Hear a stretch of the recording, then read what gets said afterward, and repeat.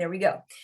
And after the presentation, you will have a chance to unmute yourself and ask some questions. So we're excited for that. You can also pop some questions or reactions or thoughts into the chat throughout the event. We welcome that. And then if you do not get a chance, somehow you get kicked off and you miss something, or your internet is glitchy, check out the recording, which I'll be posting later on our Facebook channel, our YouTube channel. And while you're there, feel free to subscribe and check out all the other great content we have available for you. And I'm going to put the link to our YouTube channel into the chat a little bit later on in the event. So without further ado, it is my pleasure to welcome our featured author for the evening. Alan Chazaro is the author of This Is Not a Frank Ocean cover album, which won the 2018 Black River Chapbook Competition, and Piñata Theory, which was awarded a Hudson Prize. His most recent chapbook, Notes from the Eastern Span of the Bay Bridge, is also now available from Ghost City Press. Cesaro is a graduate of June Jordan's Poetry for the People program at UC Berkeley, and is a former Lawrence Ferlinghetti Fellow at the University of San Francisco. He occasionally writes for the San Francisco Gate, KQED, and other publications.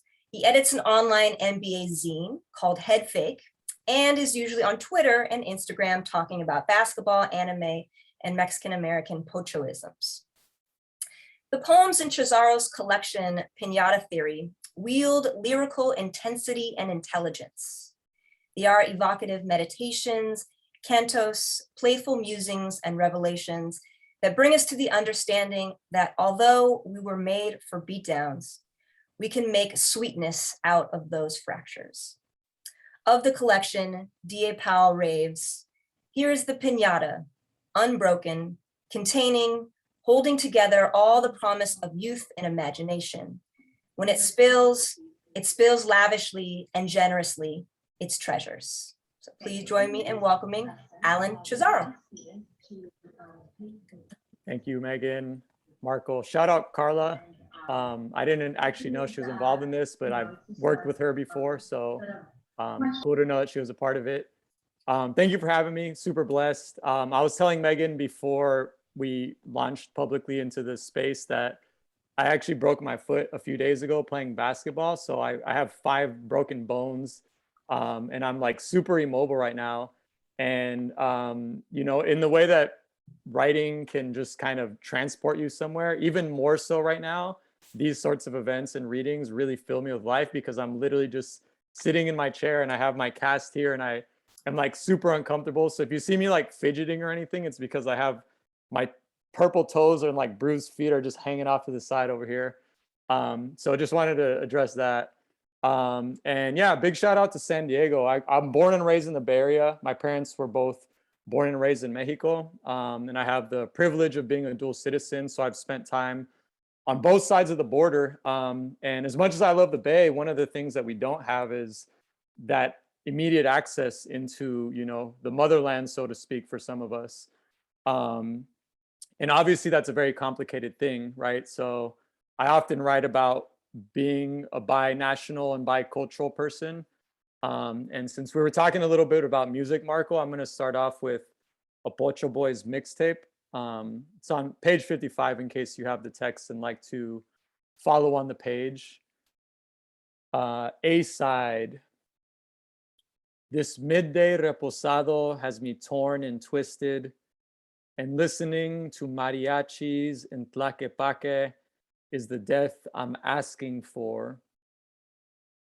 Siempre hay picante aquí. My tío answers to every question I ask. It took me a while to stop asking and start taking. At first, it jarred against my bones. I am no chupacabra, but I've learned every man is capable of eating, even without appetite. Maybe I'm more obsessed with swallowing the lies that scrape the floors of our imaginations. An example, I visited the birthplace of Mexican independence in Dolores Hidalgo. I ate a plate of overpriced arrachera in the plaza. A man in a wheelchair asked for money. His eyes felt empty. His palms held nothing. After, I visited the jail cell where historians declared Mexico's birth.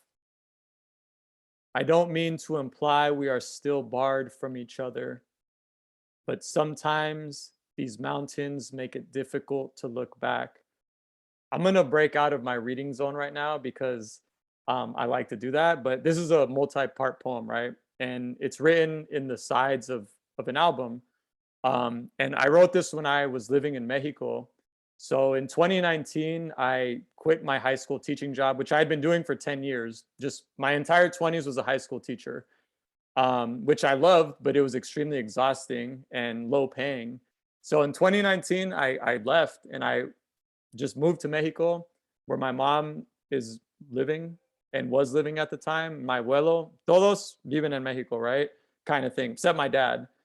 So I was living down there and I wanted to sort of reconnect with that side. So that was one side of this poem, right? Next side is B side. I'm sitting in a courtyard with Acapulco chairs, flamingo pinks, lime green, avoiding April's taxes. I don't have to file for myself in Mexico, but back in the States, I know they'll ask for more than my mother's peace. What's the cost of leaving a country to return to your abuelo's arms? I've walked through minefields while somersaulting in boots, balancing a crown that isn't worth much, but weighs more than my California household. Income isn't always incoming for everyone here. Circles don't become trapezoids overnight. They require different angles to be muscled from the promise of each morning's arrival. But who cares about simple geometry when nothing shapes up? My barber at Doberman's tells me about his mother as he fades me out. She's a professional at cleaning up after the dreams of European visitors at a hotel in Colonia Reforma. My fear? Being kidnapped by space pirates and beheaded for the syllables inside my wallet. It's sensationalist, I know, but what's a peso to a dollar if they take away my hands?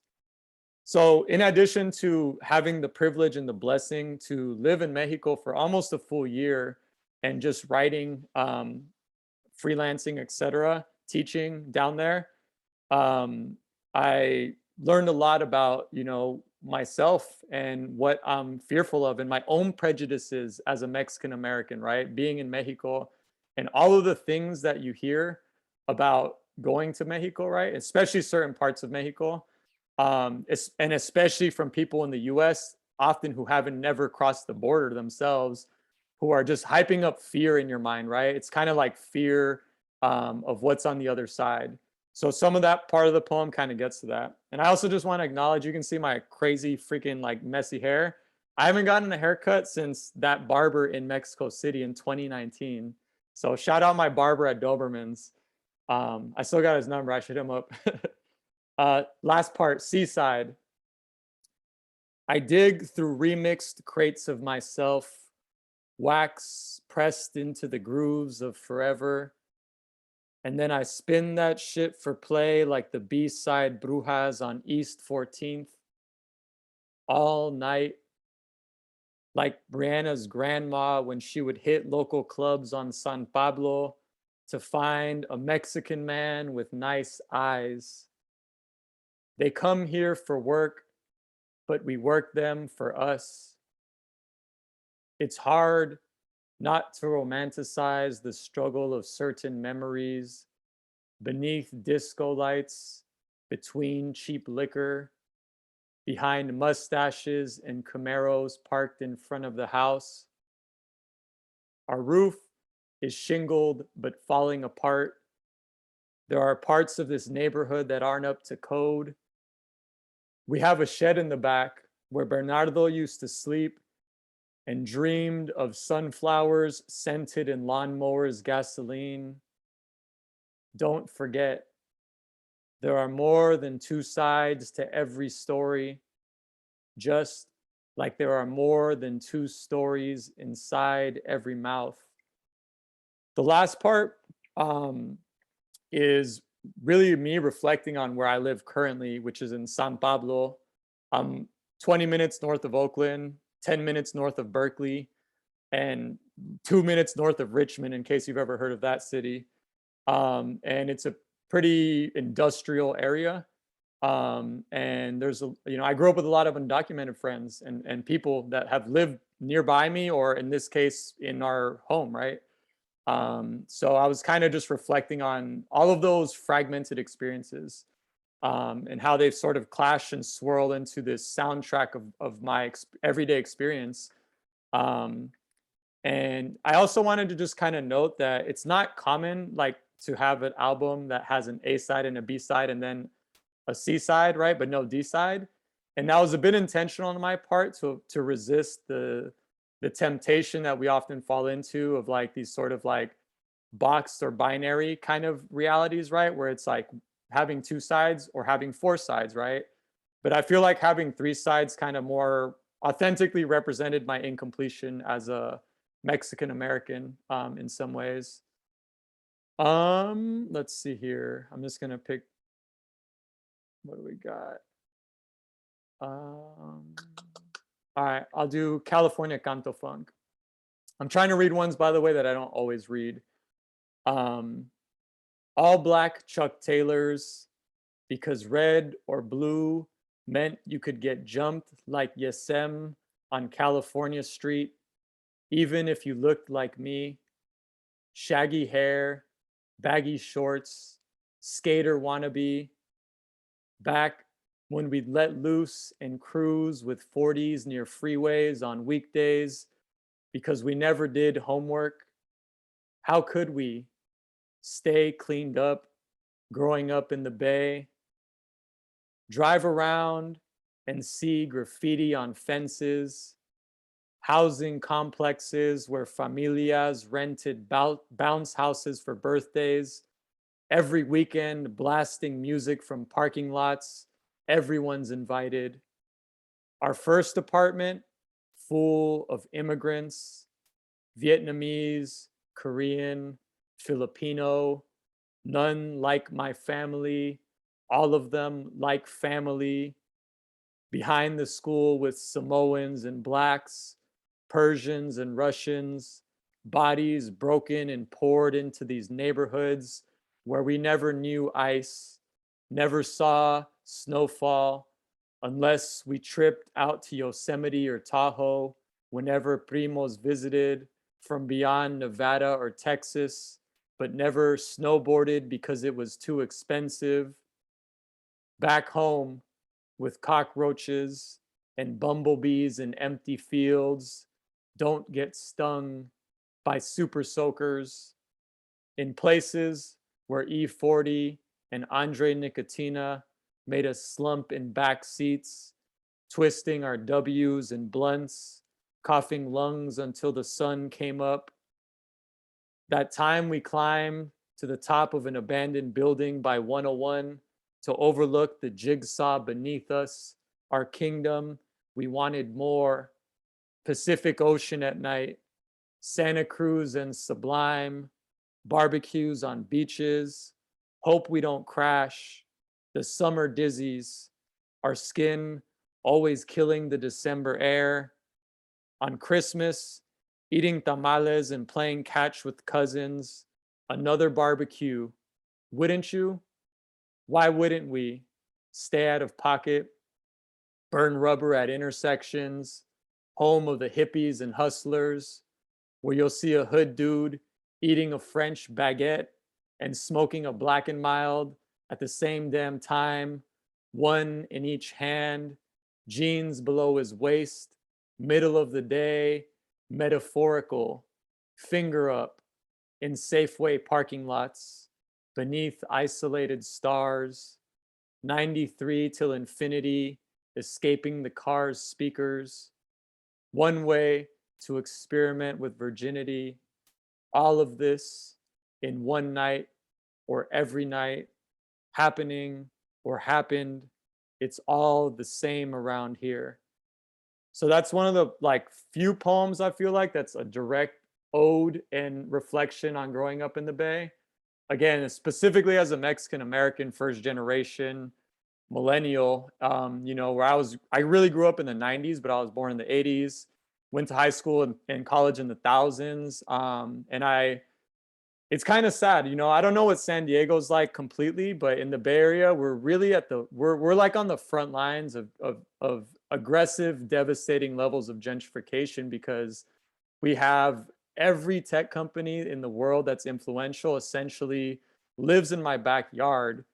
And where I grew up, like Google moved in when I was in high school. And, you know, back then things were so new, right? And they installed like free internet in the city, like years, almost a decade probably before anybody else really got it, right? Which is cool in some ways. But then when you look back at the effects of that and what's been lost and the things that have changed since then, I feel like I live in a hollow shell of where I used to live growing up, right? And part of that is just natural change, but part of it is hyper amplified by Twitter and Instagram and Facebook and Apple and Netflix, and all of these people have their home base here, and they attract workers from all over the world, right? And a lot of those workers get paid exorbitant amounts of money compared to teachers, right? And folks doing working class jobs. So I try to preserve the real Bay Area that I grew up in my writing, and those poems mean a lot to me for those reasons. Let me see if I can find this poem that I had in my mind. Oh, here it is. It's actually the poem right in the page right next to it, and I didn't even look. On page 24, Julio Cesar Chavez versus Oscar de la Hoya in 1996. And shout out the people like giving the page numbers, Megan. Thank you. That night, our apartment was an armpit, testosterone and sweat washed, as if Papi and his friends were the ones entering the ring. When he let me sip his Heineken, I knew it was a big deal. I stumbled and hiccuped, imitating Dumbo from the Disney movie I loved. The men laughed, easily entertained, until Chavez appeared on screen. The Mexican warrior, they called him. Papi reminded me how he had battled 100 fighters, more than Ali or Tyson or Dempsey. Then De La Hoya entered. Everyone booed, telling him to go back to his locker like the pocho traitor he was. The Mexicans thought he was gringo, and the gringos thought he was Mexican. I should have smiled with missing front teeth for the golden boy in his mixed up outfit, a combo of US and Mexican flags, but I didn't. I don't remember the actual fight, a flurry of blurred punches and card girls in bikinis. I wasn't sure what took place until everyone started grumbling, their movements a beer confused disappointment. I swear one man even cried. Chavez was hunched over in his corner, right eye swollen from repeated jabs to the brow, while De La Hoya stood center, undefeated. One thing that I talk a lot about when I do my readings that I think is important for me to address is that I grew up in an all-male household. So unlike every other Latino and specifically Mexican friend that I had growing up, literally every single one, I was the only one out of my entire social circle that didn't have a mom in my house or a sister for that matter. So despite both of my parents being Mexican immigrants, my mom is like extremely unorthodox and alternative, and I respect her for it. And she kind of flipped the narrative where she was the one that left my dad basically, and she went and lived her best life. And she moved around and partied a lot, right? And kind of like, again, when you hear these stories of like you grew up in a single parent home, and usually you think of the dad, again, especially in a Latino household where he goes off and he has another family, right? Like that was my mom. And I think that gave me a certain relationship to language and to empathy and to compassion and to masculinity, because there was literally zero feminine presence or energy in my household up until I was about 20 years old. So most of my upbringing was watching sports with my dad, playing sports with my brother, fighting my friends, playing video games, right? Trying to be the best at everything. And so when I write about sports and machismo, it's kind of my way of trying to understand that experience and deconstruct it, because there was a lot of toxic elements growing up in that space. Um, and it's still something I'm trying to untangle for myself as I get older and more mature. So a lot of my poems tend to lean into that, that experience and that upbringing. Megan, this could be a good time to maybe, if anybody has questions, and then I can happily return to reading some poems if that's okay. Yeah, absolutely. We can do a little question interlude. Well, first, I mean, I think you deserve a round of applause for. Yes, feel free to unmute yourselves so he can hear it. It's weird sometimes on Zoom. It's like you get the clap emoji, the silent clap. Yeah. So we like to let you hear it. Well, yeah, how about some questions then for Alan? And feel free to use that little, yes, the hand raise function, or you can put your question into the chat. So I see first up is Arnisha and Michelle, a little watch party. Right, mini watch party today. Yeah. I have a question about, I'm just gonna read it straight from the question I submitted. One of my favorite poems in Piñata Theory was Broken Sestina as Soundscape for many different reasons. One being the choice to break form and repurpose it to fit your content. While I have my own assumptions on your choice to break form, what was the reason you selected to write this poem as a sestina, and why did you choose to break the form?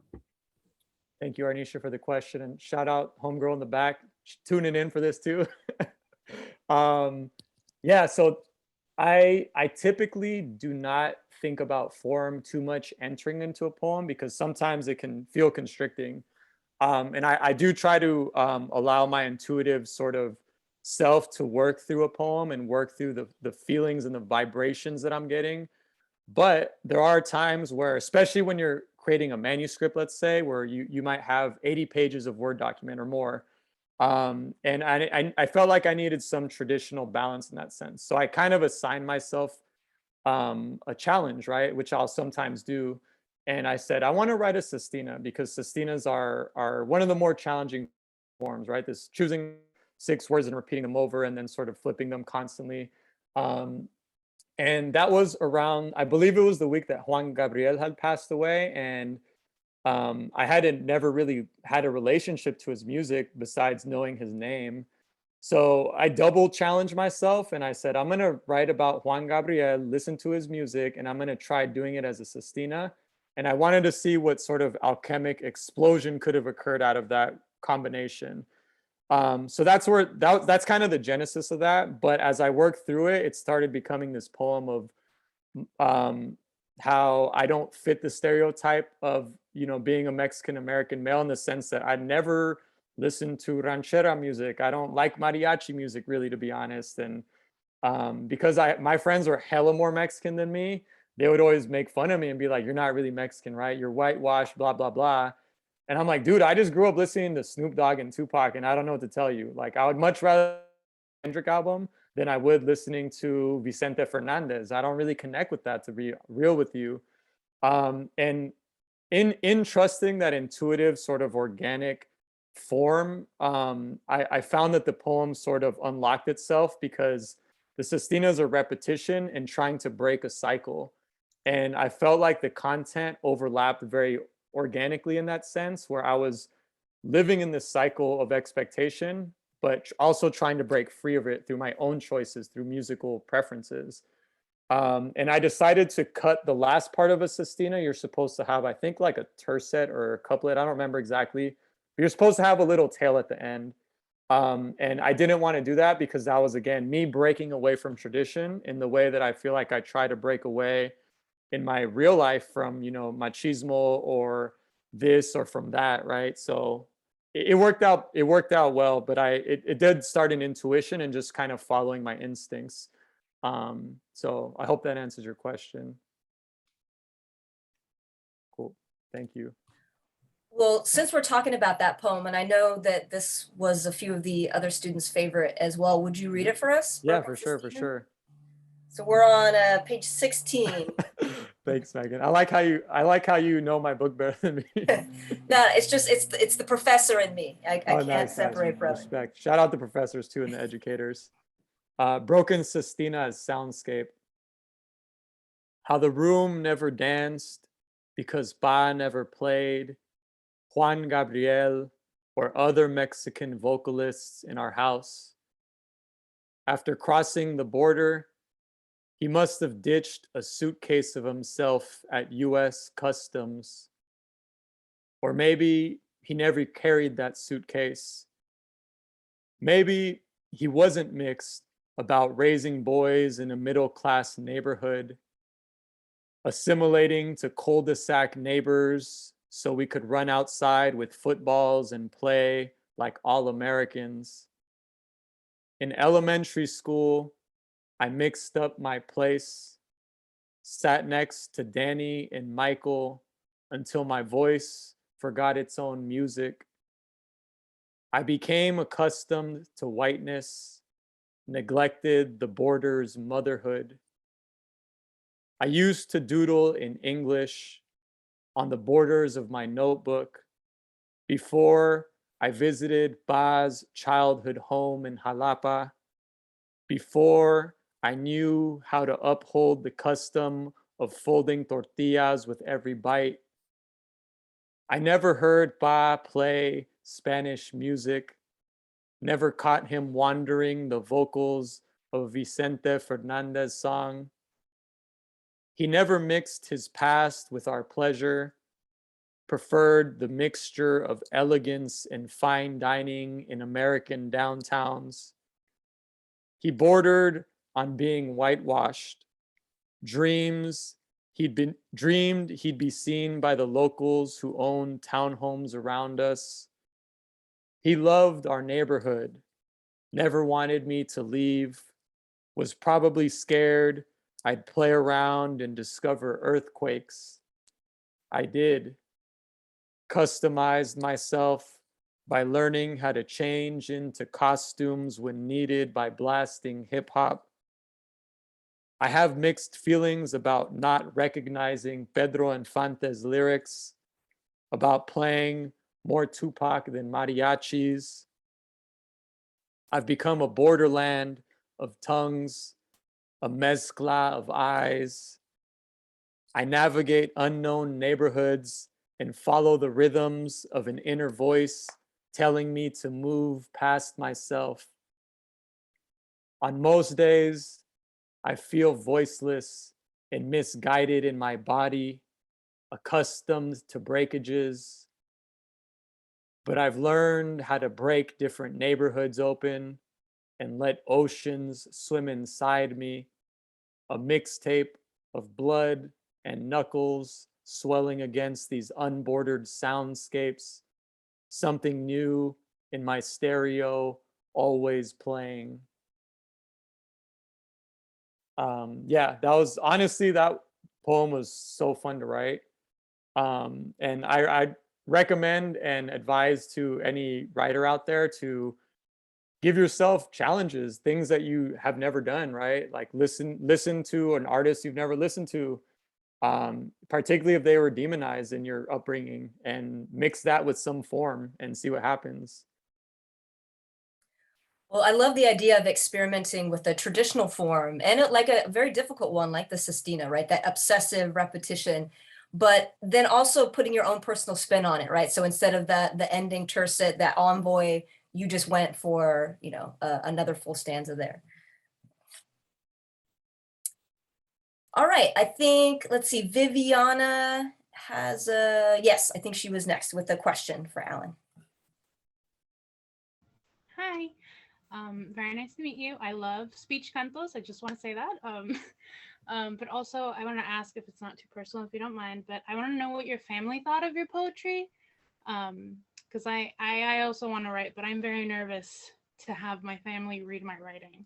So yours being about your family as well, I can't imagine. For sure. No, that's a real question. Thank you for asking, Viviana, and appreciate you reading the book. It was definitely scary. I'm not gonna lie. Like, I mean, again, being Mexican, we're hella freaking judgmental as hell. So like growing up, it was every little thing I did was like, oh, you're this, you're that. And I'm gonna just use the words like that. If I was raised saying something is gay, something is white, something is whack, something is weak, something is whatever, right? But it was never like, yo, like, good job, dude. Like, this is dope. Like, it was not really like that growing up as a Mexican American man, in the 90s at least. So I say all that to say that I think for a long time, I kept my creative and expressive side hidden, or it manifested in completely other ways. So I was actually a graffiti artist before I was a academic of any sort, really. And I think that obviously channeled through hip hop, because that was acceptable and that got me praise socially, especially like in middle and high school. But once I got into community college and I started to really sit with myself and my culture more, I got more comfortable going into poetry and the academic sort of more like scholarly erudite, things. So fast forward a bunch of years, I have the book, I've written these poems, I've matured a lot, but my family still hasn't read a lot of this stuff, right, at the time. So I was a little bit scared for sure. But I have to say, like, overall, my family has been so supportive, because I think I did my best to like authentically represent how I grew up and who was a part of my life. And I've like sat my close friends and my close family members aside and been like, look, like, this is how I feel and this is where I'm coming from. And let's drink a little bit of tequila together, like, like we always do. And nothing has changed, right? And I think in that consistency, thankfully, they've trusted what I'm doing. So I feel hella lucky that nobody has like backlashed or, occasionally someone will say, oh, this one little detail was maybe this way, but it's like your shirt was red, I'm sorry, right? Like it's green in the book, my bad. So it's been minor things like that. But, I guess my ultimate response to you, Viviana, is don't let the fear of other people's responses hold back your truths and what you have to say and put into the world. Because I think for a long time I was doing that. And this book was a hella big weight off my shoulders, to be honest. And I feel like I breathe differently once I put it into the world. And I knew my mom read it, and I knew my tias read it, and I knew my primas read it, whatever. And now they know how I feel, right? So yeah, do your thing. Maybe Megan, do you mind if I read Speech Cantos? I've actually rarely read that poem, and it's definitely one of those like B-side singles where it's like I don't spend much time with it. So I'm glad it called to you. Well, you read my mind, so yes, please. This is page 8. The infinity sign. I am the tongue transmuted, the chatter of cousins I haven't seen since elementary, when the world was still our whitest kaleidoscope. In Jalapa, we ran games under corrugated roofs, ran fingers through silver-fished rivers, ran mouths until they filled with pambazos from Tia Gracia's kitchen, a bigger than other houses house of Chazaros with dirt driveways and white walls to keep us in. The same space Spanish outgrew me at ages 2, 6, 16, 22, 33, the clumsy growth of limbs, the spillage of my syllables. Remind me, how does one's music become another's wreckage? say what you can't. There will always be a Felipe to mock my accent. More American than having Jason Kids on my feet. More American than our toothpaste suburb. More American than my sangre. Out of 12, my dad was the first who flighted north. Damn, I gotta read that one more. I feel like I have never read that out loud, actually. I feel like that was like my first time, I think, reading that one. Yeah, I mean, for any of you that know what it's like to grow up in one country, but have the predominant side of your family and culture in another country and go there and get teased and picked on and made fun of for it, it's a sort of wreckage, right? But it's also sort of music. And I feel like owning both sides of that is part of yeah, making us whole as poets, as artists, as people that move through both worlds or multiple worlds, not even two. Great. I think just like musical artists, right? Poets are going to have that set list that we tend to go towards when we read or perform our work. So I'm so happy you get a chance to do some of, some of the deep cuts. Yeah, definitely. All right. Let's see. I think Anna was next up with a question.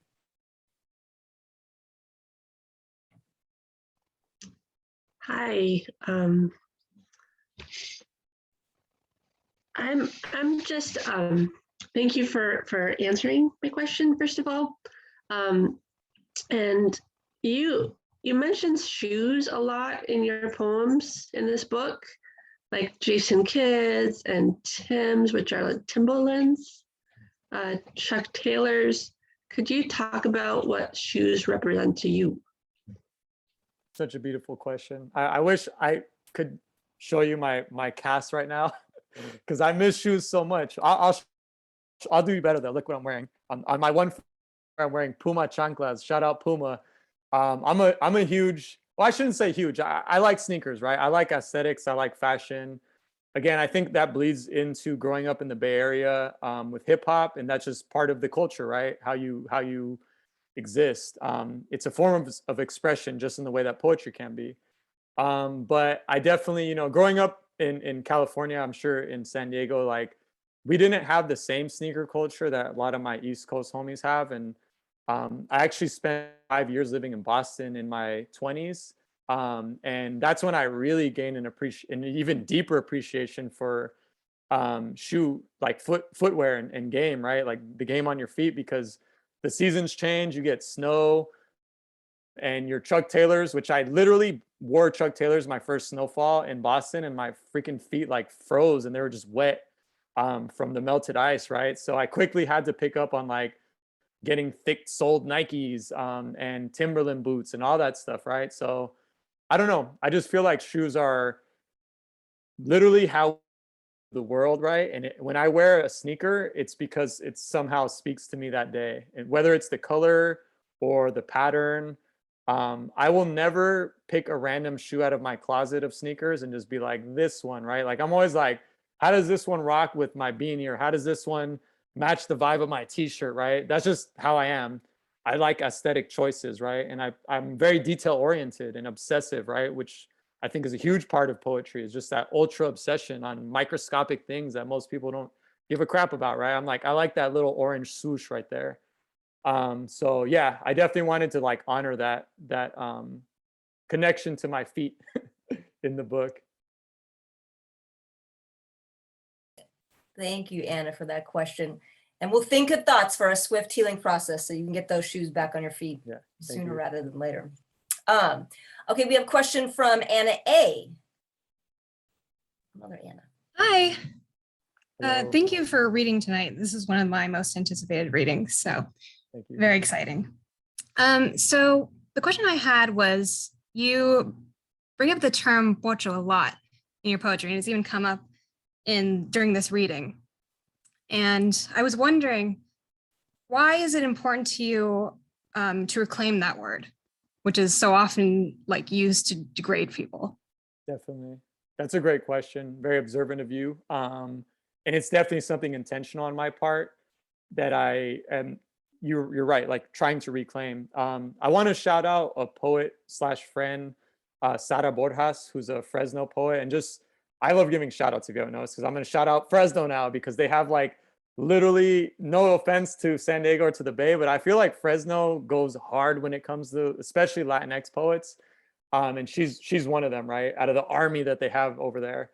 And when she wrote her book, what is it? Mouth like a window, heart like, or mouth like a cliff, heart like a window, or some variation of that, right? She talked a lot about being a pocha. And this was around maybe 2017, 2018, when I was reading this book and writing my book at the same time. And I was just so impressed by how she owned that side of her. And she kind of was like almost self-deprecating about it in the way that, again, Mexicanos can be very self-deprecating, right? But you're right that growing up, it was something that was used to make fun of me or to make fun of us. So I feel like in her reclamation, and it really inspired me to sort of make it more of like a movement, like let's all reclaim this phrase for ourselves, this word. And since then I've kind of come to see my pochoness as almost like a third culture, I guess, right? Where I don't like saying I'm American and I don't like saying I'm Mexican. I try to be mindful because I don't really feel like I'm either. And I even have a problem with saying American in general. I feel like as poets, we need to invent a word that's like US or something, right? Because it just really bothers me that, anyways, I try not to say that. I prefer saying pocho feels the most like abstract, combobulated way of saying what I am. And people that know it, and people that don't have to learn about it, right? And I invite them to learn about what that experience is like. Great question, Anna. And yeah, Sarah Borjas read for us last semester for Living Writers, and she was spectacular. Heart like a window, mouth like a cliff. There you go. Yes, the title. Yes, about being a pocha. And her recording of her event is on our YouTube channel. So if anybody's like, ooh, Sarah Borjas, I want to check her out. That was a great event too. So appreciate the show. I want to be like her when I grow up. I always tell her, because like she's so like, she's just that person for real. Highly recommend you check out her book if you haven't read her work yet. Yes, I second that. All right. I think, let's see. Okay. Oh, Kat had a question in the chat. Did you choose to put the X's in your poems, or was that your editor or publisher? So it's sort of separation for some of the sections. I'm trying to. Yeah, like page 34, Piñata Theory, which was that sort of intentional? Poem. Yeah, good question again. Thank you for all these questions. Like, I don't really get asked a lot of these things, so I'm really enjoying this. So everything in the book, even the cover itself, even the font of the cover was chosen by me. Like I said, I grew up doing graffiti, and I love, sneakers and all that stuff. Like I'm really like into aesthetic and presentation. So I was highly and heavily involved in every little decision of the book, because I feel like it all kind of synthesizes to make, the whole experience, if you will. So I'm going to read Piñata Theory in a moment, but I will say originally this poem was written as a bunch of little poems, a little baby Piñata Theories, if you will. So there was like Piñata Theory 1, Piñata Theory 2, Piñata Theory 2.5, Piñata Theory da-da-da-da-da, all the way to maybe like Piñata Theory like 5 or 6, right? And my original intention was to spread it out throughout the book. But one of my advisors at the University of San Francisco at the time said, hey, what if you bundled these all together? So I did that. And I did feel like it kind of represented and embodied what a piñata is, which is a bunch of scrappage that is kind of dismembered when you look at it separately, right? But when you remember it and put it together, it's a bunch of scraps and fragments, not stitched, but paper mache together. But they all kind of have their unique flares, right? So I really liked that concept, and I thought it worked well. And then the X's were just, purely aesthetic, to be honest. But I did like that feeling of like this stitchedness, right? Like if you look at the page, it kind of looks like a stitch, and something that's trying to hold together or is being regathered after it's been bashed open. So it kind of worked on multiple levels for me in that sense. But again, super astute question to like think about that level of detail, right? Because I think what makes poetry beautiful to me is that we can have that level of control in our form and in our genre and in our presentation. And every little echo or vibration I try to tune into. Everything is fairly intentional. So I'll read the poem Piñata Theory here. Piñata Theory. Blindfolded, I was given a broomstick and told to hit a moving target. When I swung my dizzy arms, an adult on a chair would pull on a rope to yank the rainbow fluff of goods beyond my reach. Everyone laughed and sang about hitting the cardboard carcass, but I only became more lost. To prove them wrong, I focused harder in the darkness.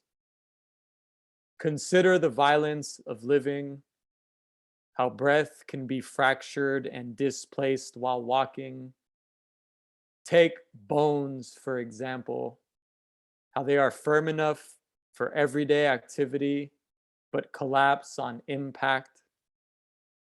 I fear these injuries, knowing what's beneath, revelations. Each day is a split in the skull, a bang in the lungs. If I am piñata, then hang me with strings of coriander and rainbow dust while playing retro surf music and popping party balloons until I am spilling myself and you are reaching to gather whatever part of me is unbroken. Tonight is a cliffside. Everyone is loose and dismembering something might bring us together. We went from smashing Spider-Mans to smashing institutions we can't see, getting our spins and tumbles from tequila and Sierra Nevadas, pretending to be ourselves but never trusting the brakes, a different kind of broken, a slower waking up, each morning becoming more monster, needing a harder sort of destruction. This glue was never meant to hold us together. We were covered in layers of pretty colors, paper mache faces, superhero assemblages of warehouse scraps. Beneath these RoboCop exteriors, we stomach lollipops. Our breakage, a celebration. The truth, we were made for beatdowns. That obviously is the title poem. And again, it was written in a bunch of different moments, right? So I essentially, once I knew that the Piñata Theory was the sort of anchoring thread to this entire collection, which by the way, I was hella happy when I like kind of discovered that, because I was like, this is what I've been missing, the Piñata Theory. Because it was just this idea of again, of a somebody that grew up in a hyper masculine environment, and what that feels like to constantly feel like you have to bash others, not necessarily physically, sometimes physically, but like more, you know, like emotionally or just publicly. And then receiving that bashing as well, and just how so many of us live in that space as different people in different bodies, right, for different politics. So the Piñata Theory felt right in that sense. And I was just so happy when it came together, that all of these little poems that I was challenging myself to, like, okay, write from the perspective of the piñata, write about the piñata getting hit, write about what happens when the thing spills out of the piñata, right? Again, going back to this idea of giving myself challenges and prompts, which is very generative, and I recommend you do it as a writer. It just kind of just kept coming, and eventually I had enough to just put it together into this one poem. Thank you, folks in the comments. Appreciate you. I didn't grow up reading poetry either, to be honest. So it's kind of weird, you know, writing books of poems now. But yeah, I write it for those of us that didn't grow up reading poetry, for sure. Yeah, I was wondering, Alan, if maybe you could talk a little bit about your sort of entryway into poetry and poetics, since, you know, I know you kind of talk about arriving at it a little bit later in life. For sure. Sorry, I'm getting my little charger here.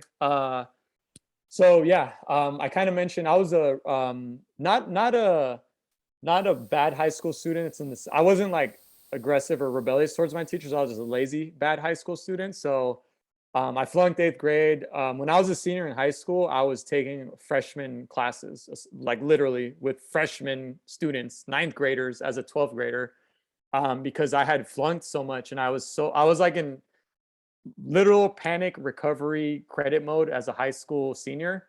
And my counselor had to enroll me. It was either 8 or 9 classes, but it was like the maximum you could take. And she said, if you get a C or below in any of these classes, you will not graduate from high school. So I was like really on the fringe of not finishing high school, and some of my friends had dropped out, right? So that was just the culture I grew up in. I went to community college, thankfully. My counselor enrolled me, like sat next to me and enrolled me into community college. And in community college, honestly, was the best experience I ever had, even way better than Berkeley, even, because that's when I first kind of discovered myself and allowed myself to discover myself. So I remember sitting in like this intro English class, and, you know, sitting at the front of the class for like the first time in my life. And the professor, and I had already made the decision that like, okay, I want to do better. I want to try now. And the professor had assigned Walt Whitman Leaves of Grass. I had no idea who the hell Walt Whitman was, but I read, you know, the poem, and I can't remember if it's Song of Myself or Leaves of Grass. One of them is like the whole book basically, and one's just the poem. The professor assigned the poem, which was, let's say, 12 pages, and I ended up reading 90 pages in one night for the first time in my life.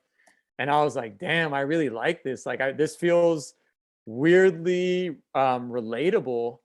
And then I learned about Walt Whitman being like a fairly progressive poet of his time relative to the time period that he existed. And he was, you know, sort of praising Black Americans and talking about queer love and erotic fantasy, right? And on top of that, he helped to pioneer free verse. And free verse, you know, again, this is the 1800s. People were still talking V and she and rhyming in, you know, beautiful rose couplets. And this dude was like, no, that doesn't reflect me and my free flowing spirit, right? And the US, you know, mezcla of shit. So he just invented his own form basically, or helped to invent and helped to pioneer. All of that felt in the same way. Like, it felt like an academic institutional way of how I felt, let's say, Tupac was doing, or Eazy-E or whoever.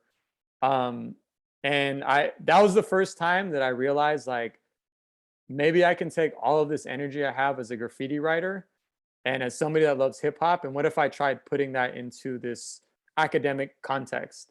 And I swear I went from being like a 2.0 student, which was already like, yes, I'm doing good. I have a 2.0. I'm thriving here, right? Like, I went from getting that to straight 4.0s through community college, and just like was joining student groups of Latino, Latinx groups, and it really just took off from there.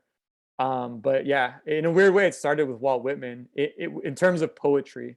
And then I branched out into like Sandra Cisneros and all the Chicana, like badasses, you know, like I had Luis Rodriguez, Gary Soto, so many to name, all of them. That was like the next step. And then it just kept growing. Wow. Well, I appreciate that. I know. Yeah. Well, sorry, Viviana, as I'm unmuting myself, I just saw Viviana's comment in the chat. Yes, the little piñatas. Well, I was gonna say, I think it's amazing, that, you know, your journey started in community college, because big shout out to community college professors, students. I mean, you know, really, I think that experience is undervalued in the kind of conversation of academia. And then also just wonderful that Walt Whitman was sort of like your guide into poetry and poetics, at least initially, you know, one of the fathers of American poetry. Mm-hmm. All right, we're about at time, but I was wondering maybe if you could leave us with some advice, maybe for young poets, new poets, old poets, all writers, maybe something that stuck with you, throughout your career, something to keep us going. Yeah, that's a huge question. I guess I'll say, write what feels urgent and what excites you, regardless of what other people are telling you. I wrote this book in grad school, by the way. It was my thesis essentially, but I came in with such a vision of not even what I wanted to do, but what I needed to do, which was something that represented being a Bay Area Mexican American. And I keep sounding cliche about referencing hip hop, but I really did model my writing after these albums and mixtapes that I grew up on. So when I listen to like Nas tell me about growing up in the projects of New York, I'm like, damn, I'm transported to that place. So I wanted to do that with my writing for my identity in my region. And there were people that were like, no, this poem doesn't work, or I don't get this, or this, blah, blah, whatever, right? And I'm not saying dismiss people's comments, because I was listening like intently, but learn how to trust your instincts and how to find the people that are aligned with what you're trying to do, or when they push back, it's in a very real and critical way that doesn't feel misunderstood, I guess, right? Like you don't have to explain yourself to anybody, basically is what I'm saying. So if somebody says that they didn't like your poem in workshop, like, but you liked it and the person you trust liked it as a reader, objectively, of course, right? Like, then roll with it and disregard all the noise around you, because you're definitely going to get people always in your ear telling you like, you're doing it wrong, you're doing it this way, you're doing it that way, right?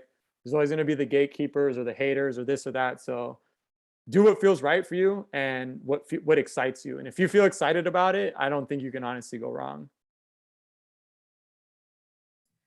Thank you so much. That was very solid advice.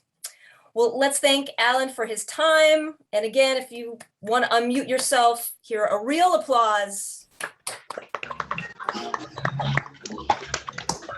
Thank you. Wonderful. Thank you so much for your time, your gracious answers, and your beautiful reading. And hey, everybody, remember to check out Alan's new chapbook, right? Notes from the Eastern Span of the Bay Bridge. More great stuff. And thank you again. And thank you to everybody for your great questions and for your presence virtually this evening. We hope to see you in a couple weeks for our next event on, October 27th. Take care until then. Get home safely. Don't trip on your way out of the office. Why do you have to say that, Megan? I'm sorry. I'm sure it wasn't how it happened to you. It was much more. I was playing basketball, thankfully. Yeah, right. It was like some crazy thing that you were doing and you almost did it. And then, yeah. All right. Thanks again, everybody. Take care. Thank you again, Alan. So nice meeting you Thanks and for great having hearing me. your work.